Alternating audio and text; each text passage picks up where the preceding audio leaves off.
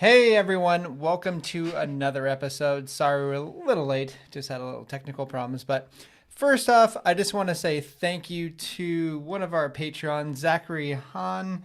He says, so far your trade alerts have made some serious gains. I only regret not putting more into blah, blah, blah. I'm not going to say the coins because it'd be unfair for our Patreon members, but not to expect every one of your trades to skyrocket like these because no one can have 100% right calls.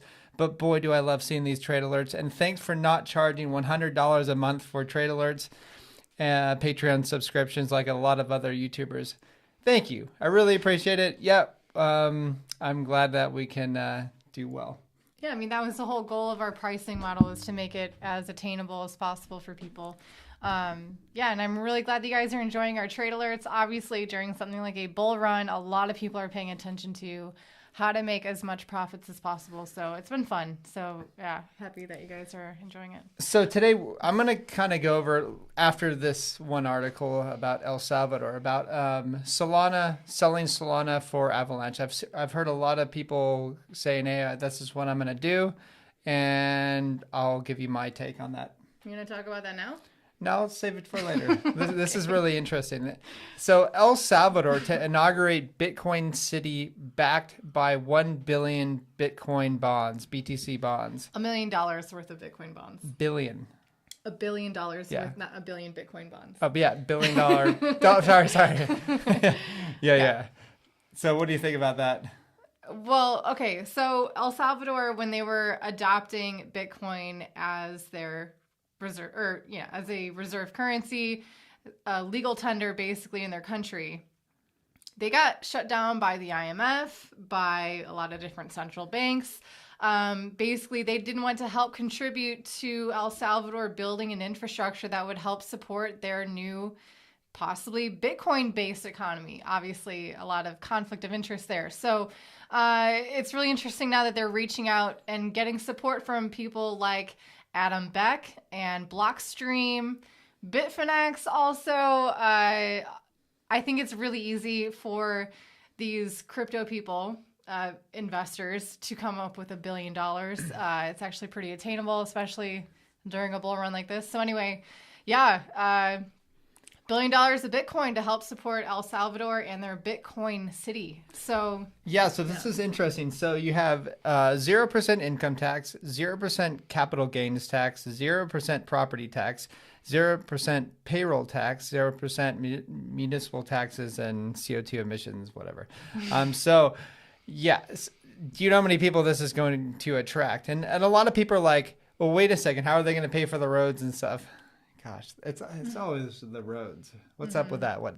People can't make a flat surface to drive on? So anyways, that will be VAT taxed. So VAT tax is about 10%.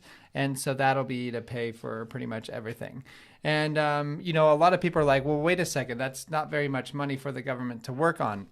I think the less amount the government has, probably the better. You see what happens with governments. It's kind of like giving the keys to your Ferrari to your drunk teenager. They're probably going to crash it and kill a lot of people. That's what governments do. So anyways, let's get into this. So Samson Mao, he is, who is he? Who is he? I totally forgot. Hold on really quick. So. Oh, he's the CSO of Blockstream. Blockstream. Chief security officer. So he says that, if 10 countries decided to go, if this was say 10 countries decided to go the same route as El Salvador, it would take probably half the Bitcoin off the market. And think about this. Okay, so this is a $1 billion Bitcoin bond. Okay, this is going to be a locked up bond. First of all, this is going to be locked up for 5 years. And so can you imagine 5 years, even if we had 10 different countries to go ahead and lock up their Bitcoin for 5 years? I mean, talk about a supply crunch like we've never seen before. And so my question is is this going to increase the time frame of the bull run? Like, I mean, who knows? But I mean, we'll see how effective this guy is. This Bukele guy. I've never been to El Salvador, but like it seems to be really nice place. It is a developing nation, and I think this is probably going to help them out a lot, and it's going to also bring a lot of people into El Salvador. There's going to be a lot of businesses being made from these wealthy people that are coming to El Salvador wanting a little more freedom than what the U.S. has to offer, or Canada or Australia or whatever. And so they're going to be starting up businesses, hiring people, teaching people about Bitcoin. I mean, come on, if you have all of these incredibly smart people in a country that they care about, they want to live in, that they actually feel like they own a part of, they're going to do whatever it takes to kind of build up the country, I think. And so the free market is going to be pretty incredible over there.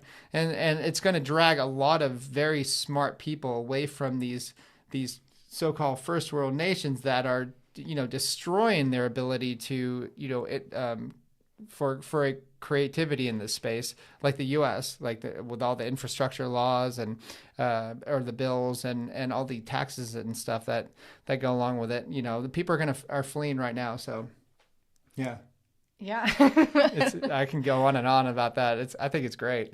Yeah, there's definitely obviously concerns from the locals' point of view of all these rich Bitcoiners are now going to be coming to El Salvador, driving the prices up of, local real estate or just the general cost of living, which probably is going to happen. That usually happens with any kind of a touristic city when there's outside investors coming in, and it's not generally being generated by the local economy.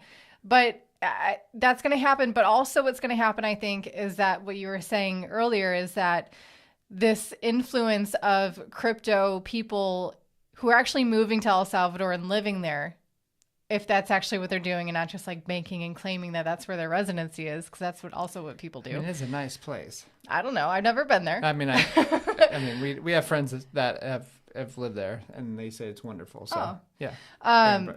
Who? Aaron and her father. And I didn't know they lived there. Yeah, they stayed there for a while. So anyway, these locals are going to be, I think, much more exposed to a crypto mindset, how to get involved in cryptocurrencies. That usually happens is when it's word of mouth. When you're actually meeting people in person, you're probably more influenced to listen and actually learn from them. So especially if you're seeing these well-off people who maybe weren't well-off before crypto, and because of their cryptocurrency investments, now they're moving abroad, they're taking advantage of these tax-friendly jurisdictions like El Salvador. Maybe they're going to be investing in crypto as well and benefiting too. So I think in the long run, it's a good thing. Certainly there's some concerns, as always, with, what's going to happen with the locals with this influx of new investors. But cryptocurrency is a ginormous experiment for anyone who is new and, you think it's all ironed out and there's no issues. Stick around a little bit and learn about the things that are actually being tackled, the type of disruption that cryptocurrencies are showing. And it's really interesting.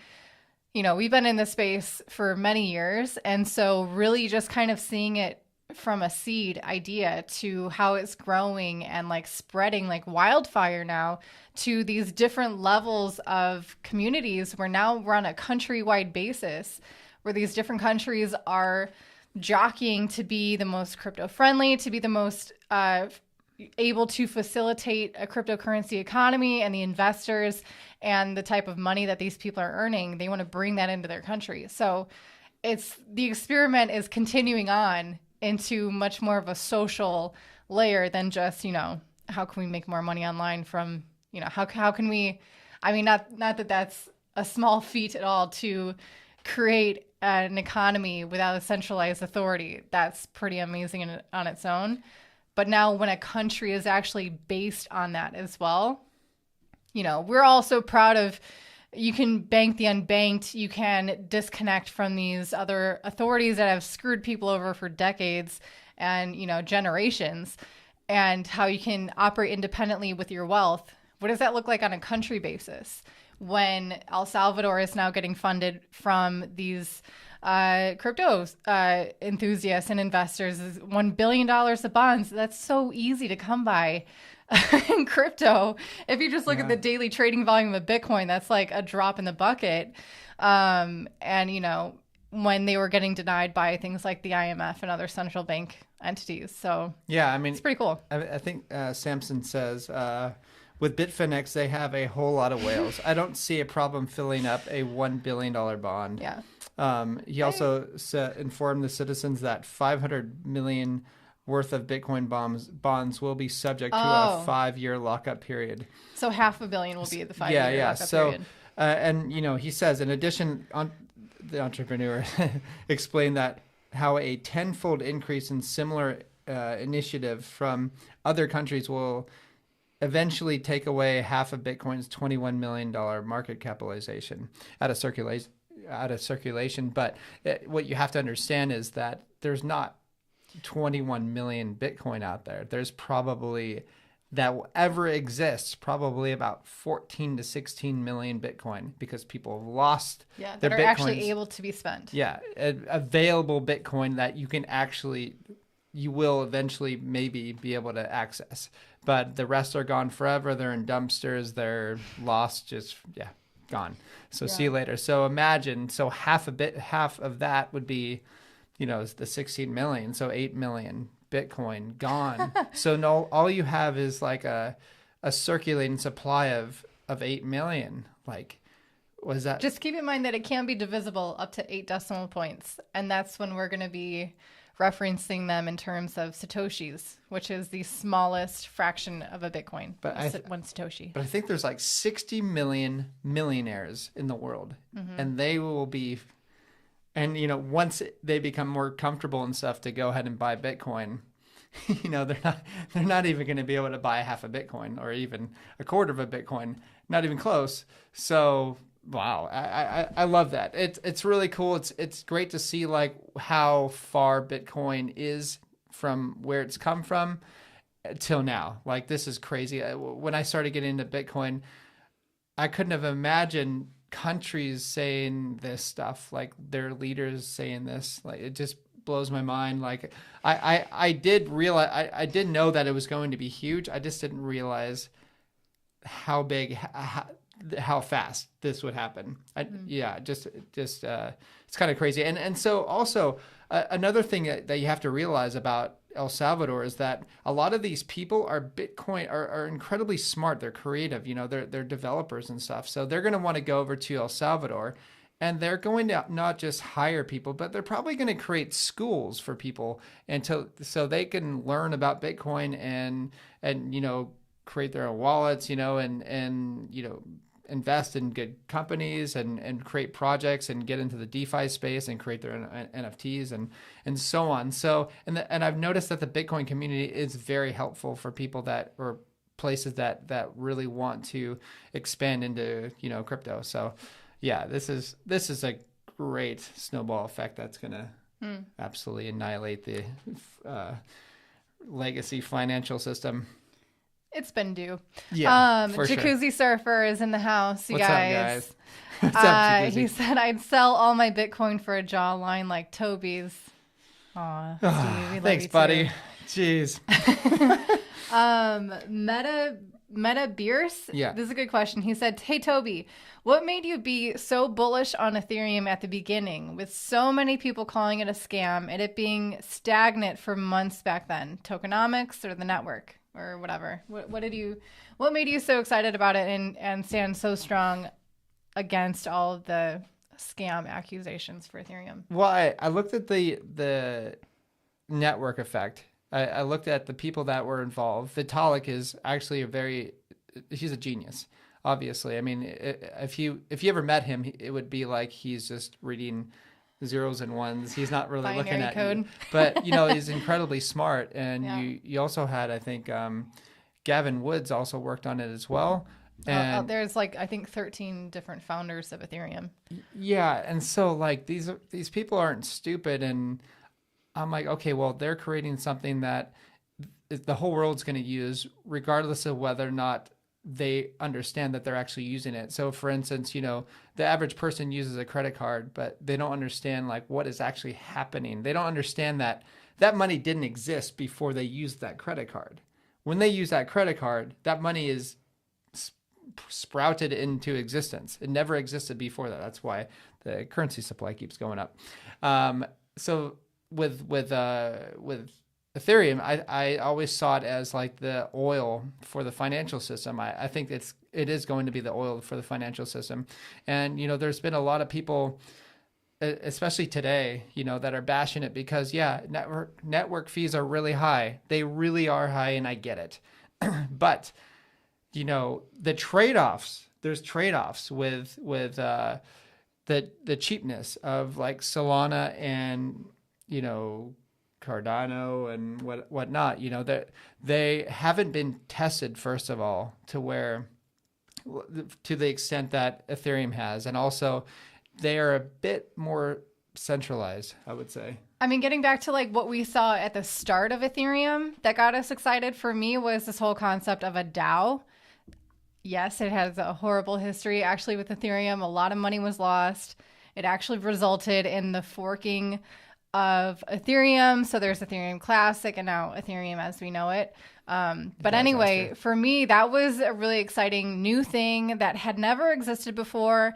It was a new concept of how to do decentralized governance, basically crowdfunding.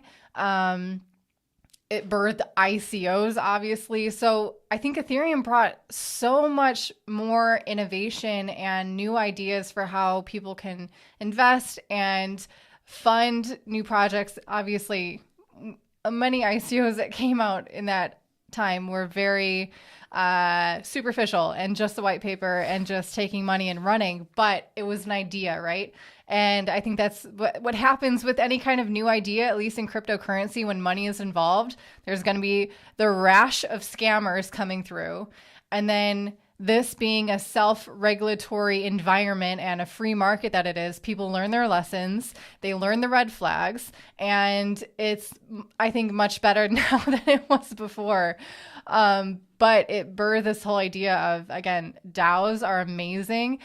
Good luck any kind of regulatory body trying to smother out a decentralized exchange or anything that, Uniswap has their governance tokens, anything that has kind of a self-governance thing. You got to thank Ethereum for that. To my knowledge, that's the first real introduction of that concept. So it brought a lot more new ideas to cryptocurrency that wasn't here before. And it stepped up the game for what blockchain technology and cryptocurrencies could do. Yeah, and also, decentralized finance. Like, hey, this is great now. Yeah, it opened the door for that, didn't it? Like, hello, people. People seem to forget about this stuff. But also, within a year and a half, potentially, ETH 2.0 is going to come out. And I would expect much lower gas prices by then. And this is probably what's going to happen. It's probably going to be faster, and there's probably going to be much less, or definitely going to be less gas fees for sure. Buck 52,000 is asking, is it fun to pay taxes in the U.S. when you live in another country?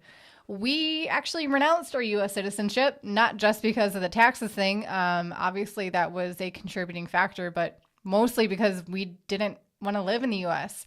We saw what the government was like. We experienced that long enough.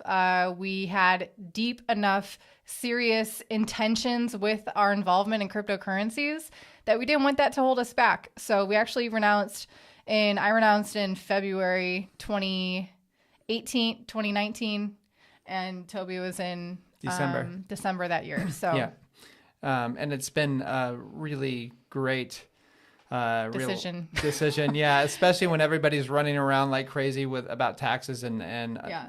It's just like, but I really don't want to make light of it. Like, it's a huge decision, and it's maybe not be the right thing for everyone.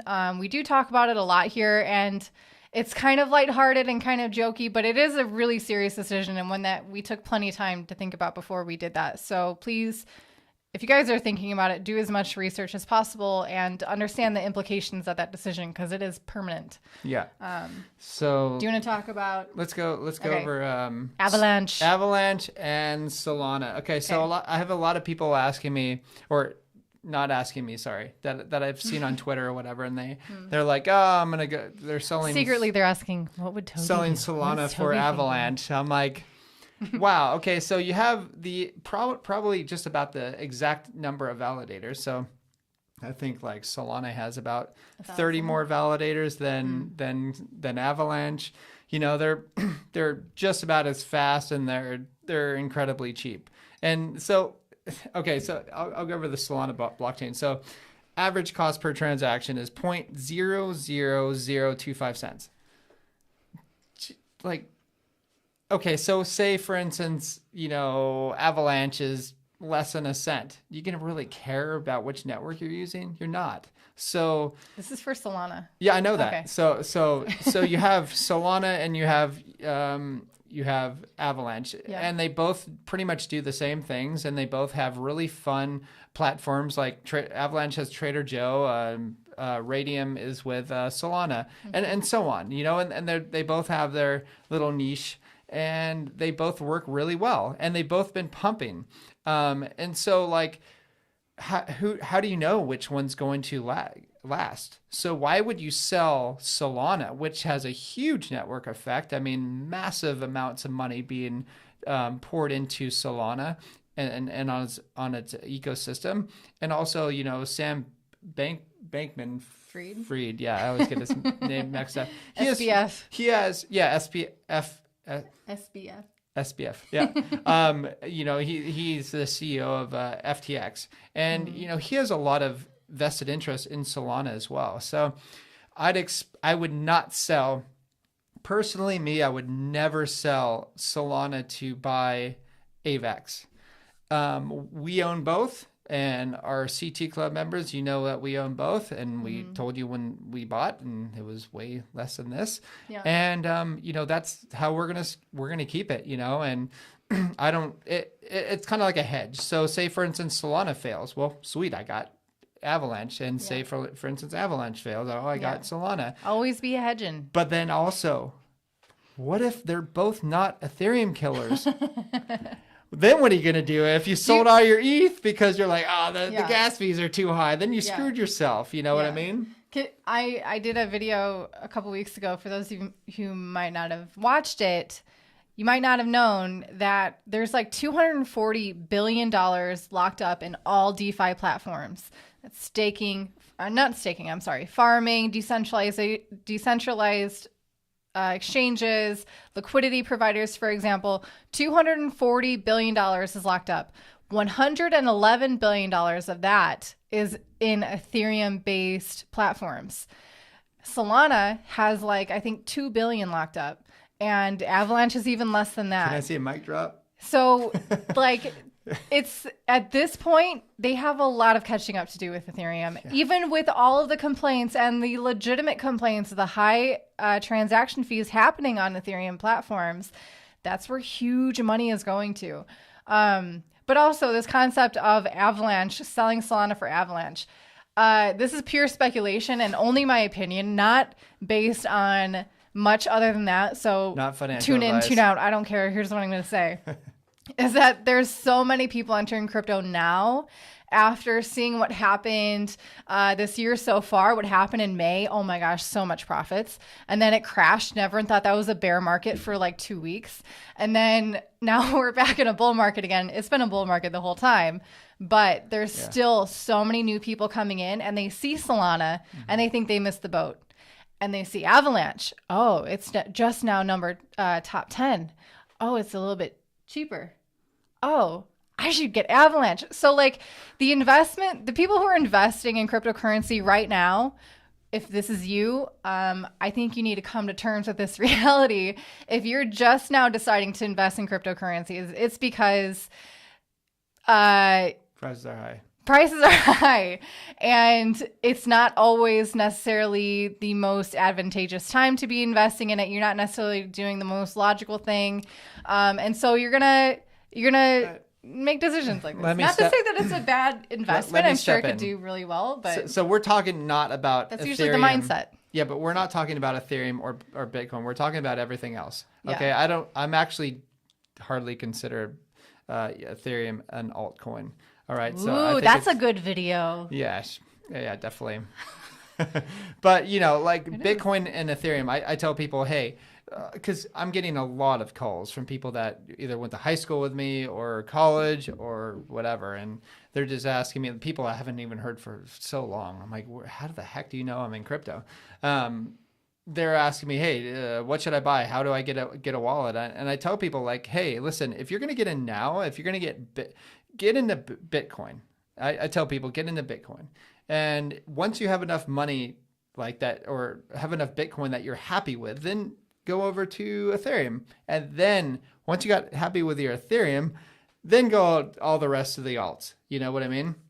And then have a 5 to 10 year outlook. Yes. Guys, this isn't always like a get rich quick thing. Yes, it can happen. You can get very rich very quickly in this space, but you can also lose your butt, and so just you have to be careful and have a longer term outlook. Okay. Sergio, I love this comment. It's so funny. Toby, the maximalist maximalist after 5 p.m. Is that it? It's like the Gremlins. Sure. No. So yeah, I would. No, but I hate the labels of maximalism because it is everywhere. But if you're in the space long enough, you gotta pay your dues. You can't unsee it. Yeah. But not to say there's other cryptocurrencies that can't do very well and contribute. Right? Okay, so look what Ethereum did. So okay, AVAX is in like the top 8 now. If you don't include like USDC and USDT, I would expect that to move up the ranks pretty fast, especially like the decentralized exchanges on AVAX and stuff. I think a lot of the ecosystem is going to do really well. I think that you don't have any. We're not going to have any issues there. There's one called Avalanche, which is a launch pad for Avalanche, and These names are ridiculous. Done great. Yeah, we got our CT club at $8. Whatever, it's cheap enough. So, anyways, I think it's going to do well. I think they're both going to do well, and I'm not worried a bit. And if I'm going to, would I ever sell one for another? No, absolutely not. No way. No way, and especially not Ethereum. You don't need to at this point. Especially not Ethereum. No. Like, yeah, guys, maybe it's boring right now, but guys, I've seen Ethereum go from 70 cents to like $1,300 within 3 or 4 years, 3 years or something like that. 3 years. 3 years from 70 cents to over $1,000 and back down to $90. But I held a lot of that, so yeah, that's just me. That's my conviction. Lessons were learned. It's my conviction with conviction was proven. Absolutely. I think there's a lot of people out there that don't like it, and I'm holding on to it. Yeah, I don't think it's going anywhere, and I think it'd be foolish to sell. Yeah. Anyways, yeah. And Let's go over some questions. Questions, yeah. Okay, absolutely. maybe cover a few of them. I haven't. Okay, let's see. Let's with some questions here. All right, guys.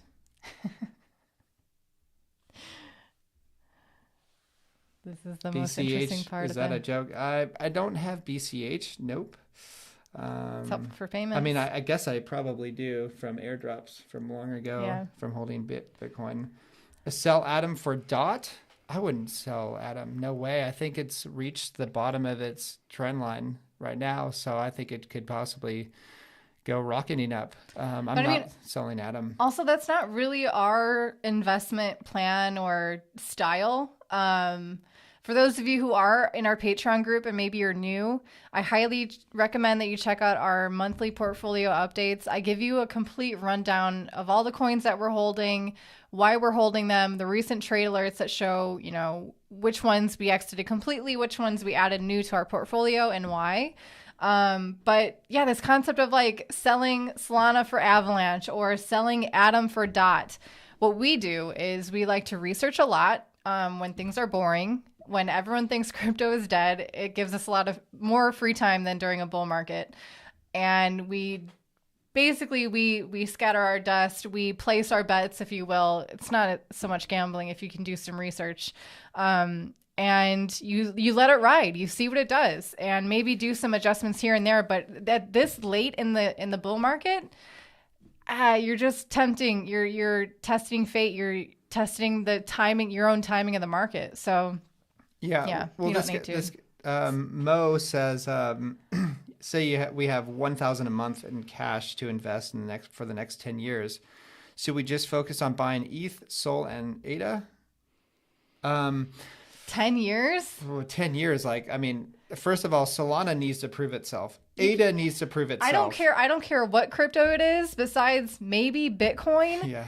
You can't plan right now for anything that's going to happen in the next 10 years. You have to be liquid in your research and stay on top of it because things do change. Look how much has changed in the past 2 years. And then multiply that by how many new people are coming in, not only as investors, but people who are now in high school are being grown up in this technology and interested in it, and they're seeing how disruptive it can be. What are these brand new minds, this new generation going to bring to blockchain technology in the next 10 years? Who knows? So, yeah, good luck. Yeah. So, 1 year in crypto is like 20 years in the stock market. Yeah. So it literally is. Yeah. Like it's, I think a lot of legacy financial legends, I should say, whatever legends, if they invested their money like we have, then they would be panicked. They wouldn't be able to sleep. But I guess we're so used to it. I mean, we've been at this for like 8 years, 9 years, and I'm like, we're just used to these crazy swings. It just doesn't matter anymore. It really doesn't matter. It's all noise. That's why I'm so excited when a dip or a huge spike comes out. I think it's funny. Also, as you weather the storms through the different markets and you can do it successfully and build your wealth on it, the risk, you don't have to take so much risk. You can maybe leverage your position in different ways, and you become much more solidified in your past decisions or whatever. And you don't have to take so much crazy risks or shortcuts to try to feel like you have to catch up on making the profits. If you have time on your hands, that'll mitigate some risks that you have to take, I think. For sure. Anyways, I think that's it. Thanks, what everyone. do you recommend, guys, for what do you recommend, guys, for a new one for someone wanting to enter the market now? Just to have a 5 to 10 year outlook, and then we go over our strategy on our CT club. But I mean, if you really wanted to know, like, this is what I tell people: Bitcoin, Ethereum, all the rest, but have a 5 to 10 year outlook, and all the rest from Bitcoin and Ethereum, like these are new projects. Like, these need to, super like, risky. Solana was down for 17 hours. Yeah. Because it had an overload of 400,000 transactions a second. I mean, let these things go through their trials. You shouldn't just think that this thing's going to last forever, because it's not promised. Bitcoin is probably going to last a lot longer than 10 years because it's gone through the Lindy effect. So I think it's 13 years now. So it's definitely going to last a very long time. But Ethereum is also probably going to last a very long time as well. And the more hate that happens, I think people are going to regret selling their ETH for these other coins that haven't really proved themselves and are not as decentralized as ETH. Like Solana is not as decentralized as ETH. You know what I mean? So there's trade-offs as well. So no cryptocurrency is perfectly decentralized, by the way. Exactly. No one has that award, so we should all have a chip on our shoulder about it. This guy, only 5K in crypto. Should I have the majority in BTC or ETH? Well, that's up to you. This is not investment advice. If you're not happy with if I wasn't happy with my Bitcoin, then I would probably buy more Bitcoin. That's just me personally. And I'm priorities. not a financial advisor, though. Yes. So anyways, guys, thank you for this. We really appreciate it. Yeah. We really enjoyed this. And if you want to check out our CT Club, go to patreon.com/cryptotips. A link to it is down below in the video description. And please do us a favor and like and Yeah, subscribe guys. so that we can get our name out there a little more, so that people aren't paying like ridiculous amounts for stupid trade alerts, which, you know, whatever. But anyway, we have 712 people in right now. So Awesome. Thank you everyone for tuning in. You guys are amazing. Yeah. Every Monday at noon Eastern time, we're here going live. Yeah. Hit subscribe with the bell notification so you can get notified when we go live. And we're just posting videos every day, usually around this time or in about 30 minutes from now. I'm at like 1 p.m. Eastern time is when I usually post videos. But and anyway. I'll leave it at that. At this comment on Matic. Is it a good time to buy? I would think Matic is for me personally, I would think, yeah, it's a great time to buy. Absolutely. Hasn't really pumped much, has it? Which is fine. You know, it's been kind of a stable coin. Yeah, you want to be ahead of it. You don't want to be chasing the trend. Don't chase it on a pump. You know, you get it on a dump. So there you go. All right, guys. That's a t-shirt. Bye, guys. Like and subscribe. See you. Bye-bye.